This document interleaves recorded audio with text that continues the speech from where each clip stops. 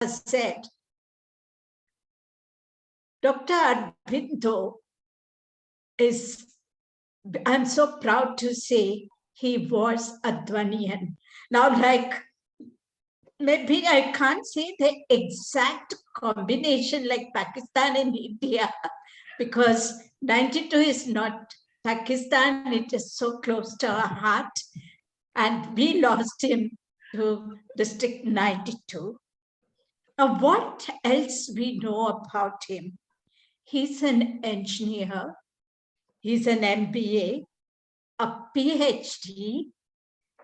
He's an IT professional for over 24 years experience, and currently he's working as a senior trainer at CMR University.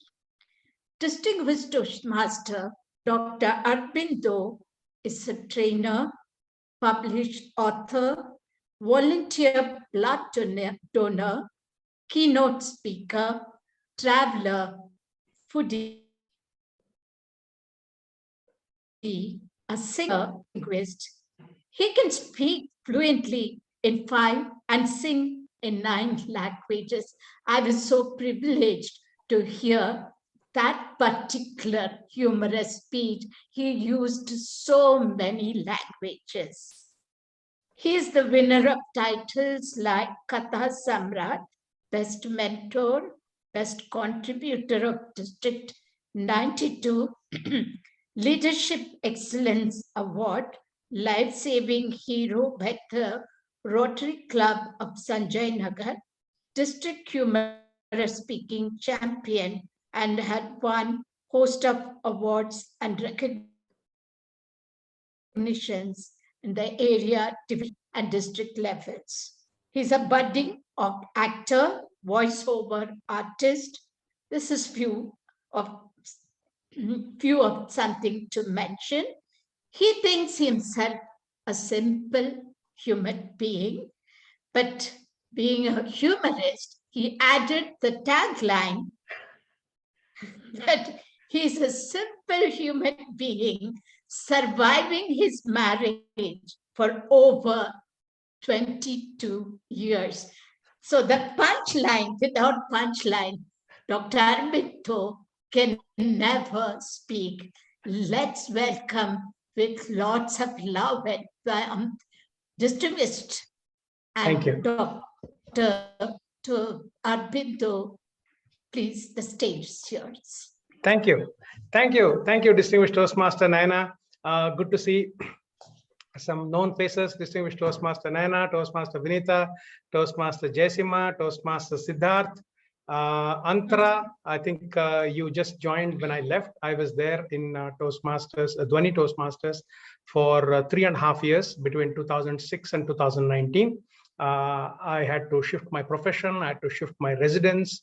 I moved to a different part of town, and knowingly or unknowingly, 92 became 92 and 121, and I'm part of 92 now. So nevertheless, good to be back, like a mini homecoming, I must say, because after 2018 end, I think I've not been to Dhwani and the stage of Dhwani. So 1920, so after the 3rd year again, I'm back at Dhwani. Feels good. Ladies and gentlemen, I welcome you all and wish you a very, very happy, prosperous and a healthy 2022.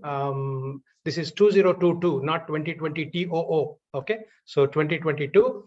Happy New Year to all of you. And let me start off with my session. And I have a PPT to share. All right, ladies and gentlemen, can you all see my screen? I mean, my blank screen. Good, good. So now I'm Toastmaster, DTM Naina reached out to me and asked me to talk about contests. So I have a blend of some tips and some benefits of Toastmasters contests. And let me run this session first, and we will gain more knowledge in terms of my experience sharing when you ask me questions, because I love questions. And according to me, confidence is not when you have answers to all the questions. Confidence is when you are ready to face any question. So with that said, one person asks a question and 25 people benefit from the answer based on my experience, my little experience of about 7-8 years in Toastmasters, having been into a lot of contests and won them as well. Participated and won at the highest level as well. So I'm here to share my experiences with all of you. All right. So with that said, let's get started, ladies and gentlemen. Here we go. According to Blaise Pascal, it is the contest that delights us and not the victory. Right. So, well, of course, victory is important, but more than that, what delights each and every participant, especially in the Toastmasters, and the contest that I'm going to talk about is in the context of Toastmasters. So please, be within that scope. So it is the contest that delights us, not the victory. Right. So when I say it is the contest that delights us, so I strongly encourage everybody to participate in Toastmasters contests. Like DTM Naina mentioned, there are a lot of contests in Toastmasters, not just at Dhwani, not just at District 92. Now, with the virtual world and online this and online that and everywhere else, you can join any contest anywhere as long as you're a standing member in good faith. So that is open to all. We have international speech contest, we have table topics, we have humorous speech contest, we have evaluation contest, we have table topics contest, we have tall tales, glitterati, storytelling, whatnot. So the possibilities are huge. So it is the contest that delights us and not the victory. Having said that, I'm here to talk about some contests, about the benefits, and also some tips about contests in Toastmasters. Okay, I just made this definition of contests in Toastmasters. Ladies and gentlemen, as all of you can see my screen, enhancing your confidence and open-mindedness, along with excellent networking and better time management skills, to make you an effective speaker, giving you the ultimate satisfaction and transformation.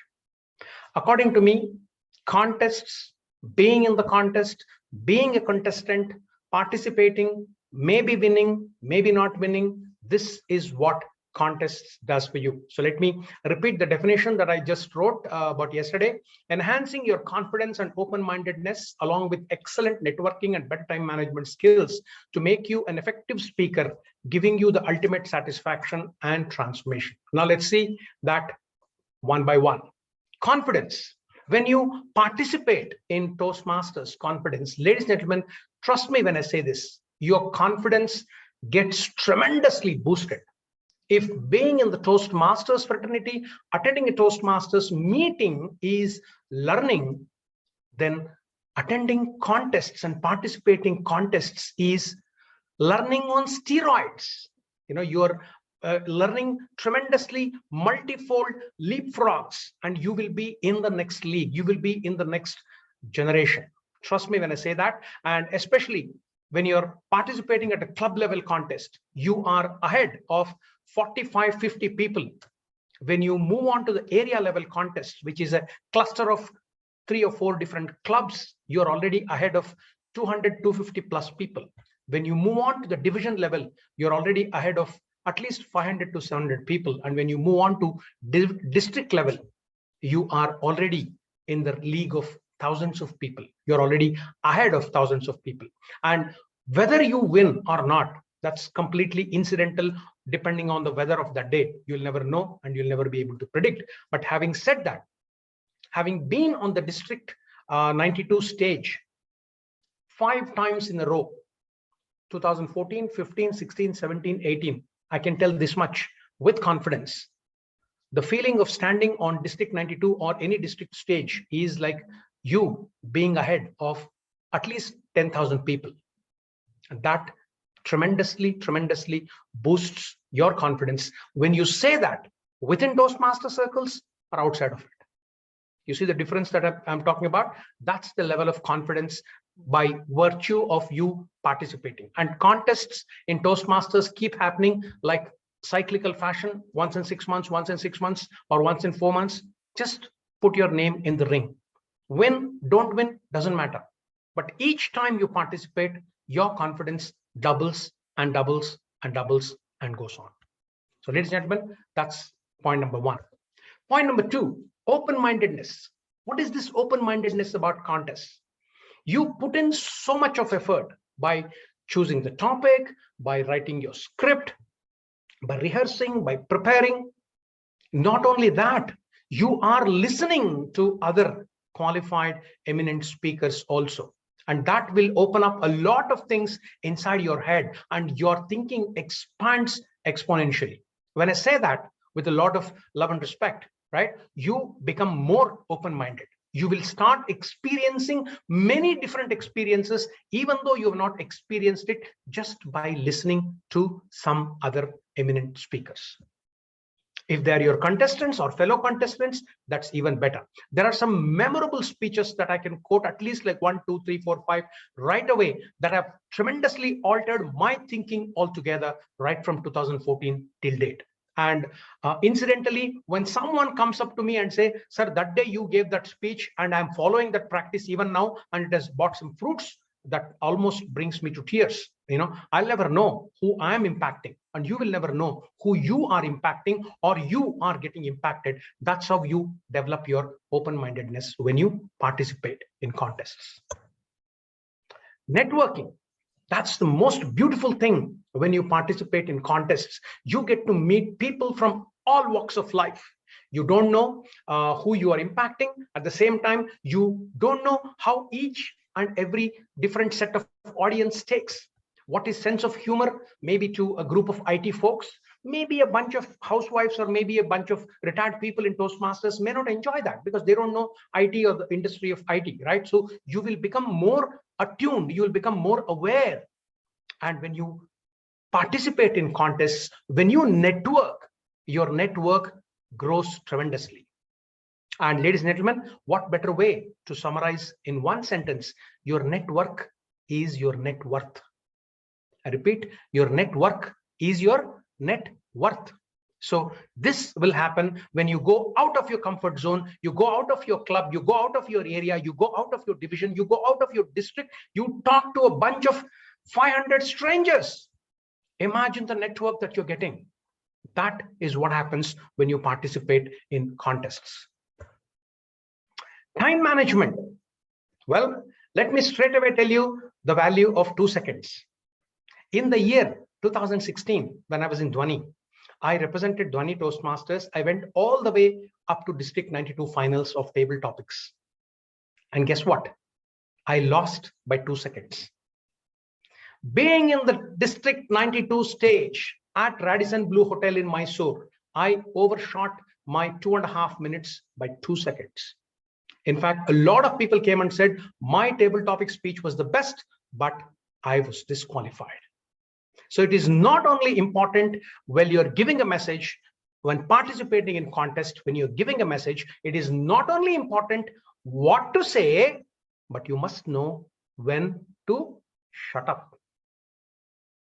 Right? So when you participate in contests, I've been booted out multiple times, okay? Club level, area level, but didn't pinch me much. But then again, District 92, and they read out the results.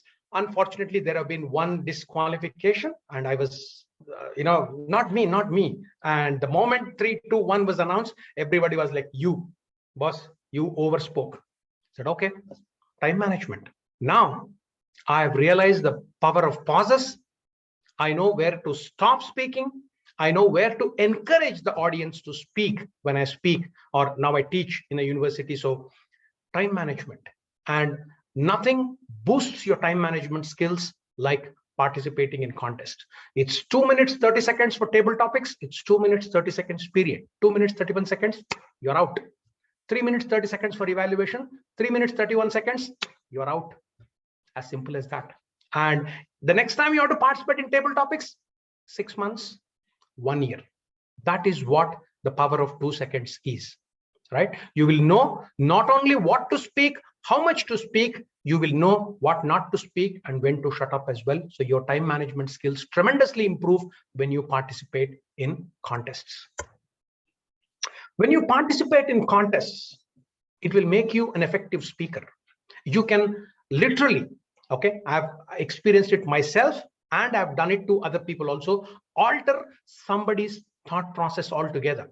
Somebody who has no idea about your speech, about your experience, about your viewpoint, about your perspective, can be so overwhelmed that they will start doing some more research on their own, and they learn about the topic, that concept altogether, and you have effectively altered their thought process forever.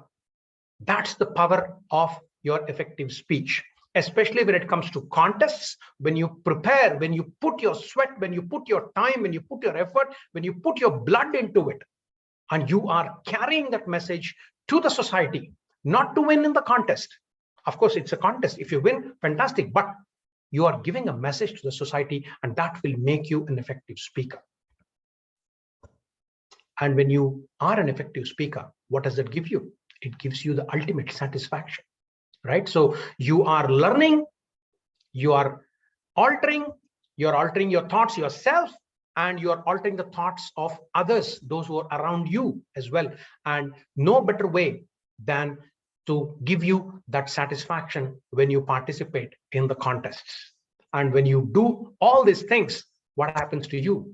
You get transformed as a better speaker, as a better leader, as a better powerful orator, and as a powerful storyteller. And this world, especially 2022 and beyond, in the next 5 years, in the next 10 years, you'll never know. You will be sitting next to a robot or a humanoid android robot and working. I don't know what the future has in for us, but those who think, those who feel, those who dream, those who transform people by way of their speech, well, artificial intelligence cannot do that, are not, at least yet. So you will not only transform yourself, but you will transform the society around you as well by way of being an effective speaker, which can tremendously get boosted when you throw your name in the list and participate in the contests. So ladies and gentlemen, to summarize, contest, that's an easy acronym for you. Maybe you want to take a screenshot of that, or maybe a picture on your mobile phone. Keep that with you. Confidence, open-mindedness, networking, time management makes you an effective speaker, gives you satisfaction, and ultimately transformation. Enhancing your confidence and open-mindedness, along with excellent networking and better time management skills, to make you an effective speaker, giving you the ultimate satisfaction and transformation. That's the some of the tips and some benefits of participating in contests that I wanted to share with you. And ultimately, if you don't practice, you don't deserve to win, says Mr. Andre Agassi, one of the greatest tennis players of the 80s, and who's married to another great tennis champion, Steffi Graf. Ladies and gentlemen, there is your success, and the missing piece is in your hands when you participate in contests. All the best.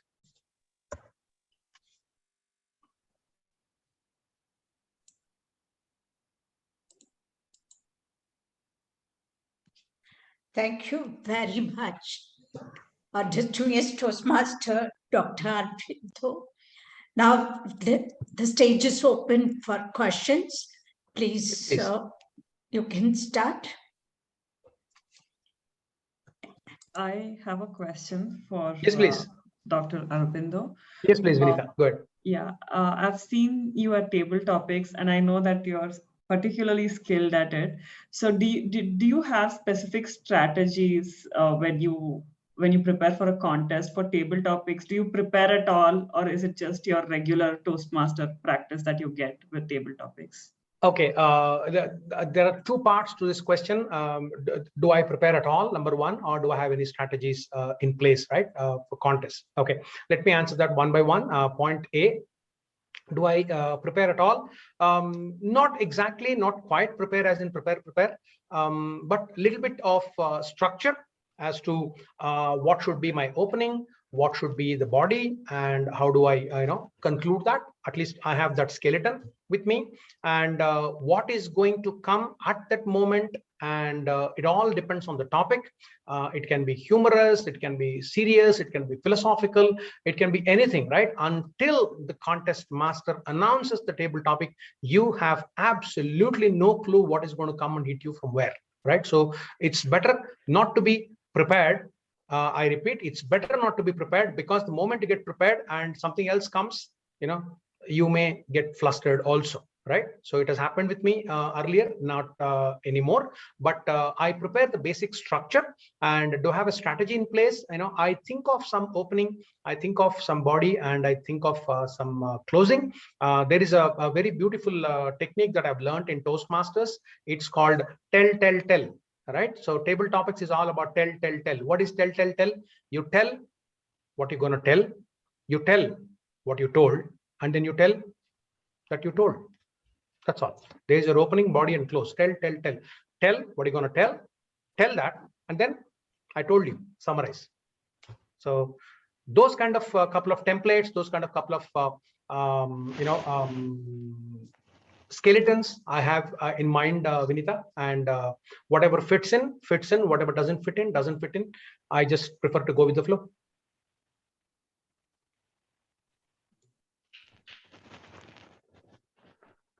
And I have another follow-up question. Please. When it comes to prepared speeches, sometimes you write a speech, especially for a contest, like when you look at your old speeches, which you think worked, where you were able to send across a message.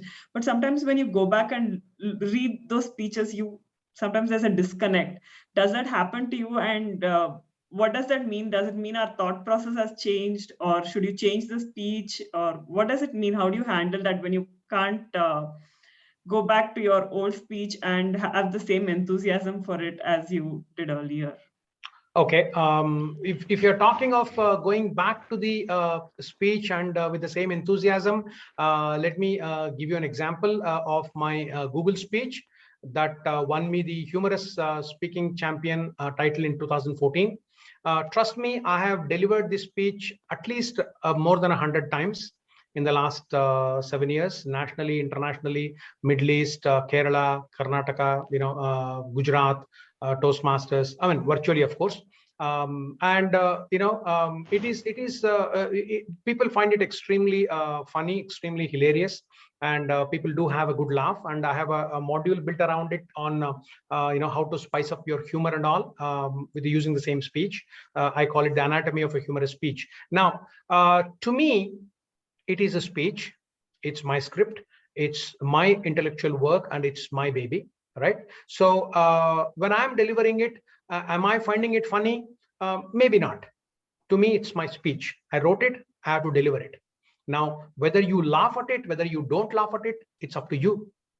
Right. So the problem is many a times, we kind of attach a lot of, what do we call the significance or importance to a certain particular script. And we kind of like, oh my God, such a beautiful script I wrote. And, I don't know why people don't get it. I don't know why people are not enjoying it. That is because you are attaching the fruits of your action. Your job is to deliver the speech, period. That is where your karma ends. Whether audience like it, audience don't like it, that's their prerogative. That's their intelligence. Don't mock their intelligence, right? So your job is to deliver the speech. That's it. So if I have delivered that Google speech at least 100 times in the last 7 years or more, I have practiced it more than 200 times. So people ask me, do you find it funny? I said, that's for you to find it. For me, it's my speech. That's it. You want to speak, you want to laugh, you laugh. Oh, I didn't find it that funny. Fine, don't laugh. Huh? How can you not find my speech funny? I am attaching my fruits. Why do I attach my fruits? My job is to deliver. And deliver, go. Vinita, does that answer your question? Now can you go back? Now can you go back to your speech and say, do proper justice to your speech. Do stick to your script. That's all there is to it. Whether audience likes it or not your problem. The lion does not lose its sleep over the opinion of a goat, isn't it? Oh my God, what does Mr. Goat think of me? Well, goat is goat, lion is lion. Thanks for that. No problem. Yeah. Sorry. Yes, please go ahead. Yes, please. Toastmaster So Suresh. this is, this is Suresh. I just wanted to, maybe I can ask this question because I'm pretty new to Toastmasters, Okay. and wanted to more get your perspective, because this is what I know a little about Toastmasters, because the canvas is now changing completely from a physical stage to a virtual stage, right? And a lot of us have fears about standing on a stage physically and then talking before many people in the audience. And I think now the canvas has changed to virtual, and maybe we may go back to the old process, or may not be going into that. But just wanted to understand your perspective, that how do you visualize this shift, or maybe going back to that, and how this will benefit when we are doing all these practices, etc., virtual, and we go back to again to the physical stage. Would this really benefit us? Okay. When the transition happens, from the virtual mode, I mean, from right now physical to virtual, and again from virtual to physical back again, about the transition process, right, Suresh? If I understood the question correctly. Okay, got it. Right. So, I mean, you see, there is going to be a slight shift.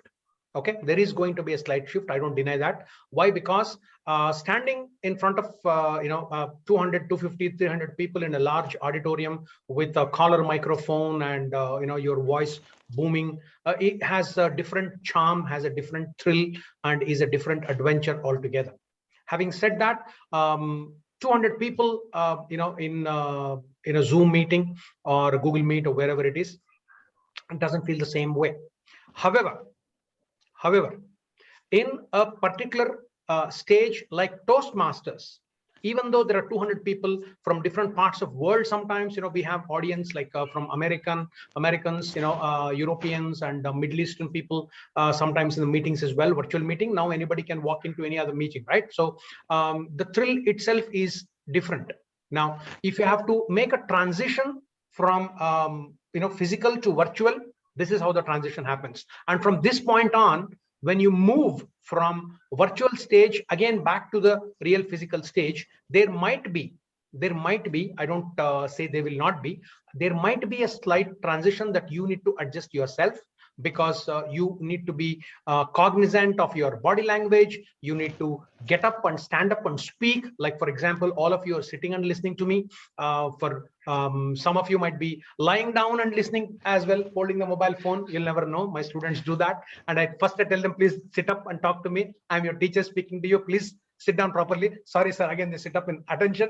It has got its own fun moments as well. So you need to get used to it. At the same time, in a virtual meeting, eye contact becomes a huge challenge, right? So, for example, I'm trying very hard to look at the camera and speak, because if I don't do that, I'll be looking like this and speaking. I may not be as effective as I was before, 5 minutes before, right? So there might be certain challenges, there might be little transitions. And when we go back to the physical stage, whether it's 50 people or 100 people or 200 people in the audience, we should be able to transition that out, because 2020, we never expected online karate, online Zumba, online Rumba, online Bharatanatyam also, but we are doing all that right now, right? So maybe, human nature, human spirit has been resilient for 5,000 plus years or more than that. So I think we should be able to get on with that. Does that answer your question, Suresh? Yes, thank you. I just wanted to have your perspective. No problem. No problem. This is my perspective. Yeah. Dr. Aurobindo, this is Shashank here. Yes, Shashank. Good afternoon. Good afternoon. I'm not sure if you remember. Yes, I do. I remember you. I've had the pleasure of listening to you sing live, but this is the first time that I've heard you speak live. So thank you. I had a question. Please. How do we combat or fight a mindset? Again, I mean, I'm starting with a disclaimer that this might differ from person to person, but how do we combat or fight a mindset that does not want you to fail if you are participating in a contest. Like for me personally, only if I feel that I can go the distance at least to the second round or a third round to the of this contest, I will look to participate or give it a shot. But if I feel that I'm not still competent to proceed further, it kind of deters me from participating, because I know I will not proceed, and I may not do justice. That's only because of the winning mindset that I would always want to have. So that's my question. Okay, got that. So you're talking about mindset in terms of that will motivate you to participate if you find out that you are going to win, and that mindset that will demotivate you when you find out that you're not going to win. Am I right? So how do you deal with that shifting mindset? Am I right, Shashank? Yes, and also in the sense that if I know for a fact, like if there's a like a international speech contest, the very name will deter me from participating. Like I don't think I will reach the pinnacle, so it's better I think I'm not yet ready for it, so I will wait for some more time and I will not take the first step. That's what I mean. Okay, got that. To put things in perspective, Toastmaster Shashank, let me put it this way. Let me give you a quote. Okay. I'm very inspired by a lot of quotes, and I've been doing a lot of research on that. And I write my own quotes also sometimes in the last 5 years. So one quote, let me give you, Shashank. Yes. The number of people attending your funeral is directly dependent on the weather that day. So don't take yourself seriously. Let me repeat, the number of people attending your funeral is directly dependent on the weather that day. So don't take yourself seriously. I hope that answers 50% of your question, yes, of your mindset. Number one. Number two, a koel in the jungle does not sing because somebody is looking at it, does not sing that somebody is recording its voice, does not sing that somebody is clicking its pictures. The koel in the jungle sings because it simply wants to sing. Whether you're participating in a contest, whether you're giving a speech at a club level, area level, division level, you are not doing it to win, my friend. Winning or not winning is incidental. It is entirely dependent on the 10 anonymous judges who you will never know. And imagine 3 of them had fight with their wives or husbands, and you make one sexist statement in the in your speech about men and women. Men and women, done, you're done. That's not your point. That's not in your control. Does that answer your question, Shashank? Yes. You are giving a speech not to win, not to lose, to transform yourself. When you transform yourself and you give that speech, like I mentioned in the PPT, the audience is also transformed. And who knows, the audience, that is the judge, is transformed. They may like it, but they may not like it. But that's not your point. That's why you are not giving the speech. You are giving the speech like a koel in the jungle. You want to sing because you want to sing. Yes. You want to give a speech because you have this message for the world. You have this message for the society. You have this message within you that you need to get it out. Let that out. I hope that answers your question on the mindset, my friend. Yes, thank you.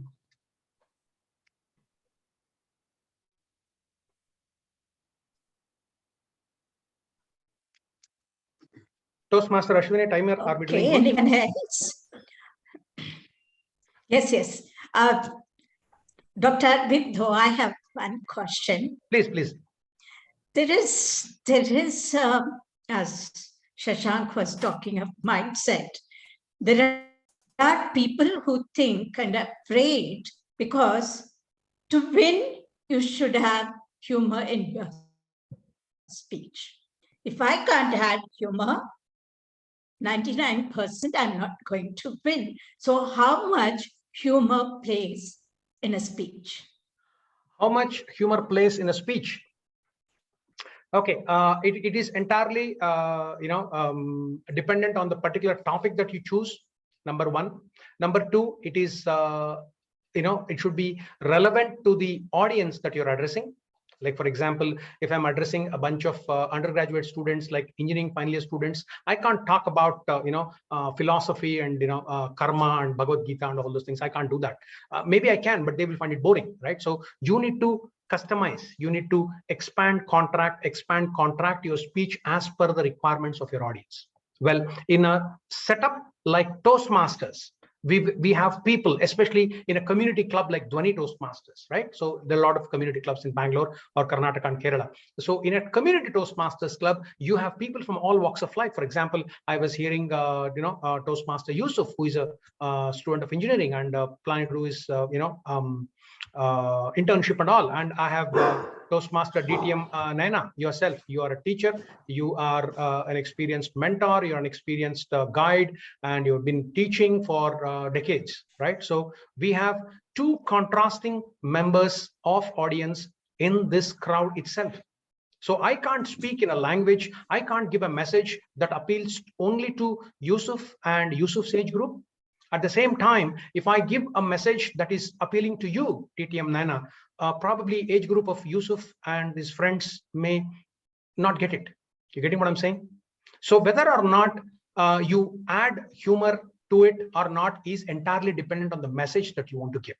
Now, here is one pitfall, or here is one trap that I observed in Toastmasters in the last 7 years. People put themselves under pressure. Oh my God, I have to add a joke now. I have to add a humor now. No, not required. If it comes, let it naturally come. If it does not come, it's okay. Well, it's okay was a very famous speech given by my friend DTM Alap Mehta. I hope Toastmaster DTM Nana, you remember him.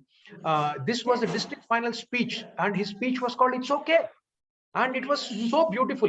He didn't win, by the way. It's okay, right? It's okay. That was a speech on the theme of the speech itself. It's okay, and he made it so beautiful. That speech has stayed with me for, it's been more than 4 years. And whenever I call him, he said, "It's okay." He said, "Bhai, you still remember?" I said, "Yes, I remember, because it altered my thinking." It's okay. I tell my son, I tell my wife, I tell my students, I didn't pass, I didn't get the job. It's okay. Try again. It puts a lot of things in perspective. So don't pressurize yourself that I have to add humor now, because that will be like force fitting. And if it's force fitting, trust me, even a 4-year-old child won't like it. Right? It's not a question of you have to make it humorous or you're not make it. Don't bring yourself up to the compulsion of that you must add a joke now, you must make people laugh now. No. At the least expected line, at the least expected paragraph or narration of your speech, somebody might laugh, because it's up to them that they find it funny. And it's up to you to deliver your speech and stay true to it. I hope I made sense, DTM Nana. Yeah, very much. Do we have any other questions? Okay, so I think Priya. President Priya.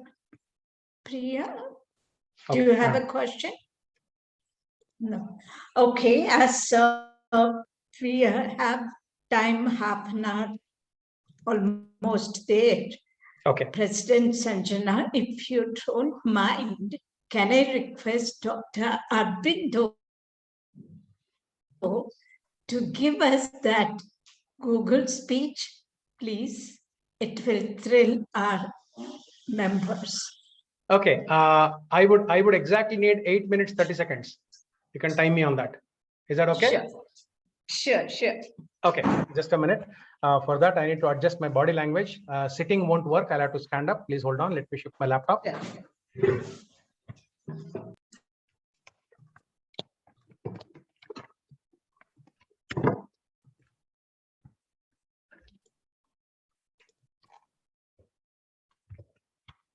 Please hold on a minute. Don't go away.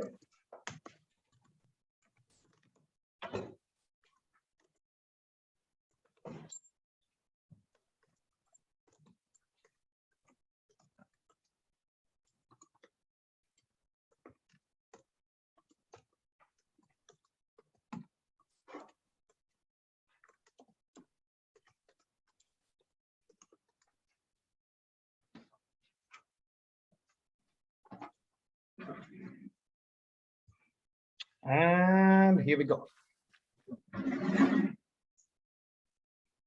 Okay, can you see me okay? Can you hear me okay? All right. Yes. All right. Toastmaster Ashwini, timer. 8 minutes, 30 seconds. That's how I wrote it 8 years ago. I still stick to 8 minutes, 30 seconds. Okay. Google has permanently altered our lives, isn't it?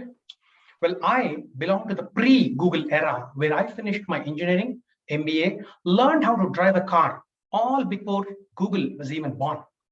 Call me old-fashioned, but if you were to sort my name and Google, Aurobindo shall always be on top of Google. Toastmaster of the day, fellow Toastmasters and guests. One of the most important inventions of Google is the Google Maps or the GPS. It's amazing how precisely it gives you directions from point A to point B with such pinpoint accuracy that you just got to experience it to believe it. Please keep right on the Bangalore-Pune highway. Please make a left at the next intersection. It's amazing, right?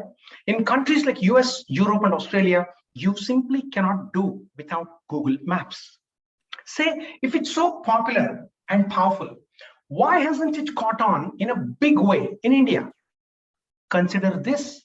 It will be an insult to Google if the directions were to be like, please stop at the next big banyan tree and ask for directions. Precisely, that's how it happens in India. Yes, driving in itself is an enriching experience in a vast country like India, where 100 kilometers you drive in any direction, everything changes. I mean, literally. The landscape, the cuisine, the language, the dress sense, the road, the traffic, the temperature, everything. That being the case, then comes the fun part, stopping and asking for directions. Having driven extensively in all the 5 states of South, a little bit in Maharashtra and Goa, I'm going to take you all on a journey with me of experiencing stopping and asking for directions in India. In my introduction, like DTM Naina said, I'm a very big music buff and my car is always loaded with songs in all languages, Kannada, Telugu, Hindi, English, Tamil, Punjabi, Malayalam, Marathi, whatnot. So when you're on a direction with me, when you're on a journey with me of experiencing stopping and asking for directions in India, the song that's playing in the car will tell us which state of India we are driving in. Are you ready? Let the journey begin. Huttidare kannada nadalli huttabeku, mettidare kannada manna mettabeku, badukidu jataka bandi, idu vidhiyodisuva bandi. Where are we driving now? Karnataka. Bangalore. Karnataka. Karnataka. Karnataka, one state, many worlds, the land of Dr. Rajkumar, Mysore Dasara, Silicon Valley, Namma Bengaluru, Rava Uttappa, Ragi Uttappa, and Robin Uttappa. The last one is not an eatable, is a cricketer. Here, English seems to be the default language of the land. Do you agree? So when you stop and ask directions in Bangalore, this is how it goes. Sir, first you go straight. Notice the first, it's not first. First you go straight and then take left. Hand-eye coordination problem? No. They will reorient themselves to the direction of the car and say, first you go straight, then take right, then go straight and ask somebody else. Direction change, music change. A ante Amalapuram, A ante Ahapuram, E ante Ichhapuram, Yilakotilagutaru, Andhra Jana. Where are we driving now? I don't know. Seemandra, Andhra Pradesh. Andhra Pradesh. Andhra Pradesh, the Telugu land, the land of NTR, spicy curries, green chilies, red chilies, unlimited Andhra meals. Coming very soon, unlimited Telangana meals. One of the greatest exports of Andhra Pradesh and Telangana to the world are its IT peoples.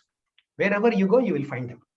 Here, you don't even have to stop your car to ask for directions. You roll down the window, you just put your head out, pop comes the reply, Potando. Well, that means keep going straight. You ask the next person, Potando. That means you're on the right path. Direction change, music change. Manguyile, punguyile, sedi one kelu, one mala ida, tedi varum, nalu yanda nalu. Where are we driving now? Tamil Nadu. Enchanting Tamil Nadu, the land of A.R. Rahman, Ilayaraja, Dr. Abdul Kalam, and beat the J, to the beat, to the J. This conversation usually happens in Tamil. I'll tell it in English. What happens is when you stop and ask for directions, one person comes, another one invariably comes. One to tell, another one to watch. Boss, I want to go to Perumal Kovila. Sir, Perumal Kovila. Sir, first to go straight, sir. And as you go straight, one take right. As this is happening, we are joined by two more people. One more teller, one more watcher. Sir, where do you want to go? Perumal Kovila. Yo, why are you sending sir to that road? That road is not good, sir. You go to this road. Hey, what do you know? They almost literally comes to fisticuffs, and I have to stop them and say, boss, I don't know. You tell me wherever you tell me to go, I'll go. Direction change, music change. Punjiri danji kunjikyo, hundiri muttoli indikyo, manjari varuna chundari vave, tanganakka takadimiyadum tanganilave. Where are we driving now? Kerala. Nammude Kerala, God's own country. The land of Ganagandharva, Dasetta, Laletta, Mammukka, Chitrechi, and the omnipresent Malayali, aka Mallu. A striking thing a non-Malayali notices about a Malayali. Saju, Riju, Jiju, Biju. And in my experience, regardless of whichever language you ask for directions in Kerala, the response always comes back in Malayalam. Cheta, Hotel Shalimar, Shalimar. Umbrella, Malayalam Manorama, fold the mundu. Nera poi kana tiengunarata right, pinarata straight. If you are a non-Malayali like me and you didn't understand, don't worry, I also didn't understand. I understood nera, straight, right. I will ask the next cheta, directions to Hotel Shalimar. Direction change, music change. Salgarani gavu yagani piru ya apla santa garat saparyat gar gar varyat angala bidu de anga zavatu zani maza zula pani thim thim gala. Where are we driving now? Maharashtra, the land of temples, beaches, Bollywood, Chhatrapati Shivaji Maharaj, Sachin Tendulkar, and the ubiquitous Marathi Manus. Maratha hu main, Maratha ta maji satakli. You go to Bombay and you ask the conductor, ye bus Mulund jata hai? Bhandub jata hai. Ye bus Mulund jata hai? Bhandub jata hai. You don't know where is Mulund. You don't know where is Bhandub. When you ask, that's the response you get.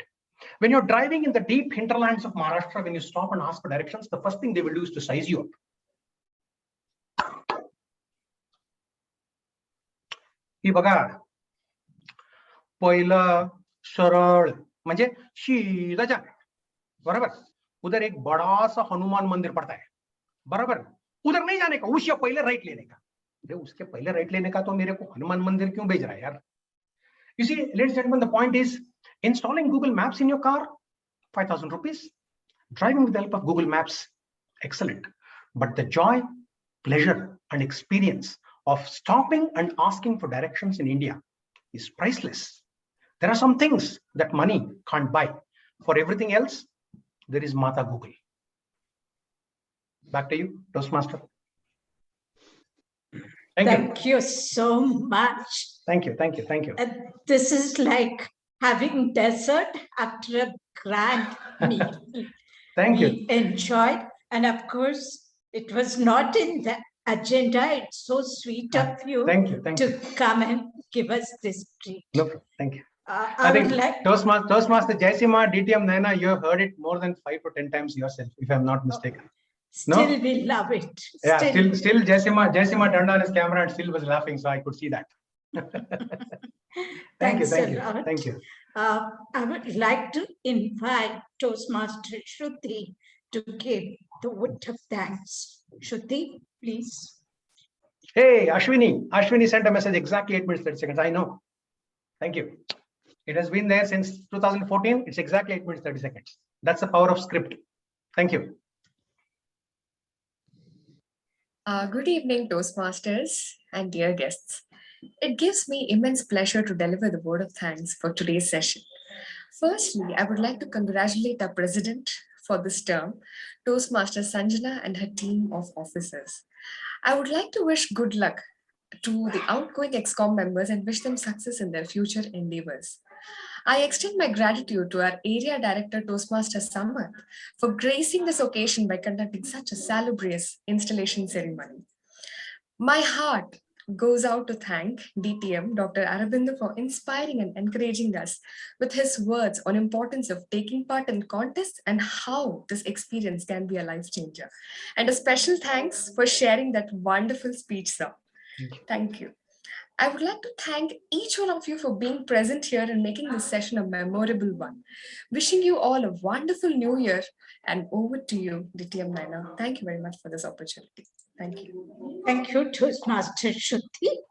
Now I would like to call President Sanjana to close the meeting. Over to you, Sanjana.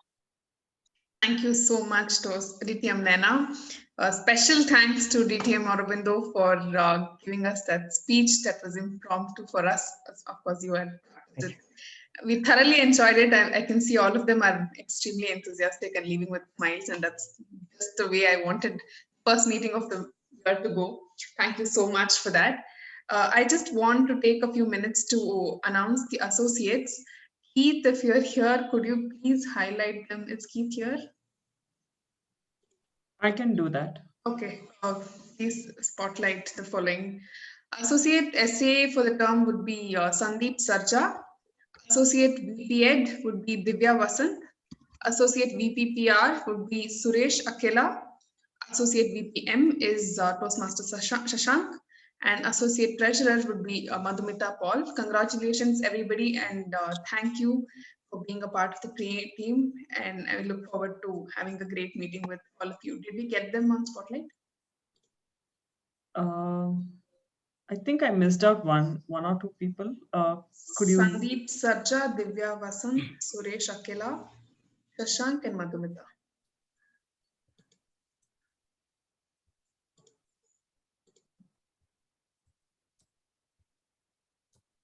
Suresh.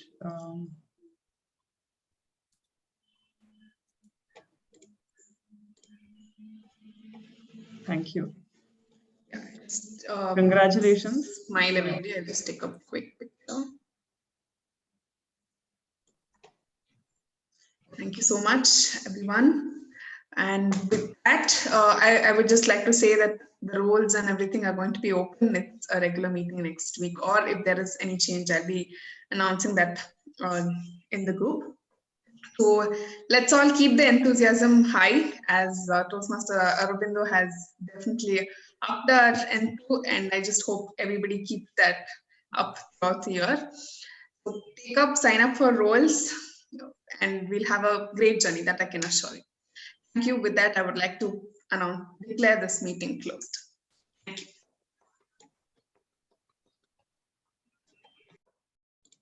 Thank you. Thank you.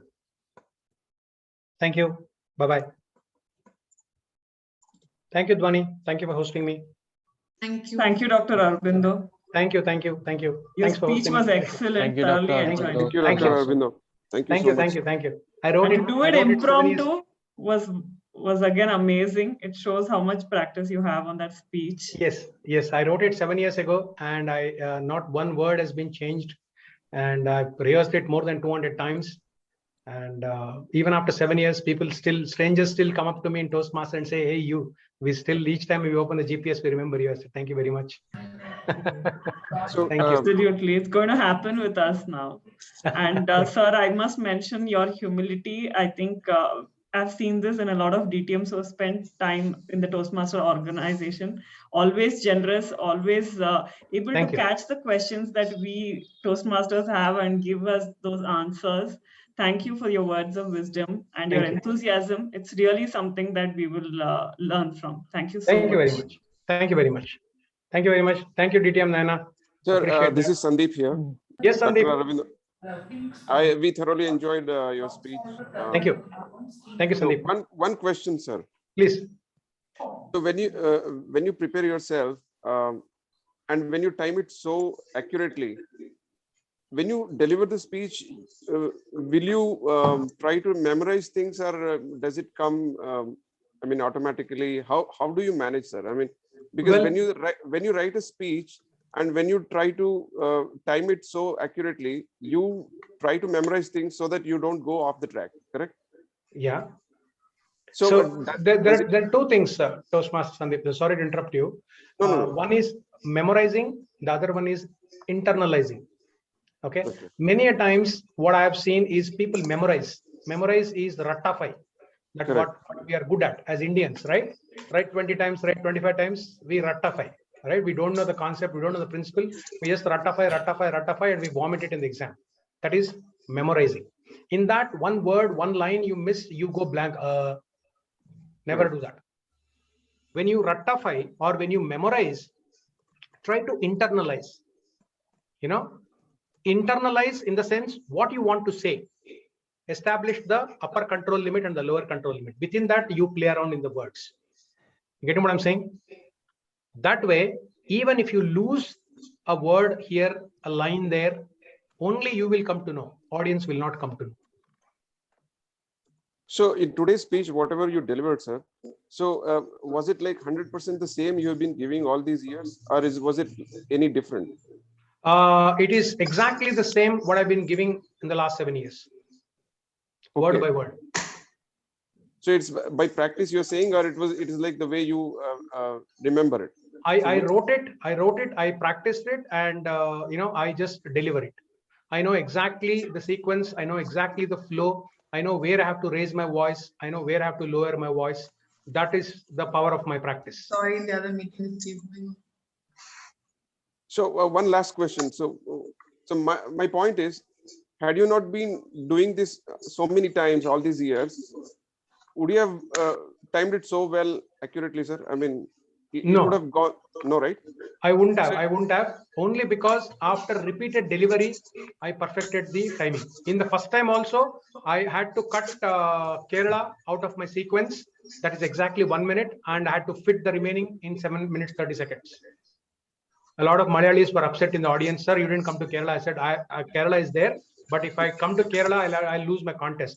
So I had to cut Kerala part out, and then I had to rejoin the bogie after the contest is over. Okay. Yeah. Thank you, sir. Thank you so much for those insights. No problem. Thank you very much. Thank you. Thank you, Dhwani. Feels good coming back. My home club for 3.5 years. I can never forget my memories with Dhwani.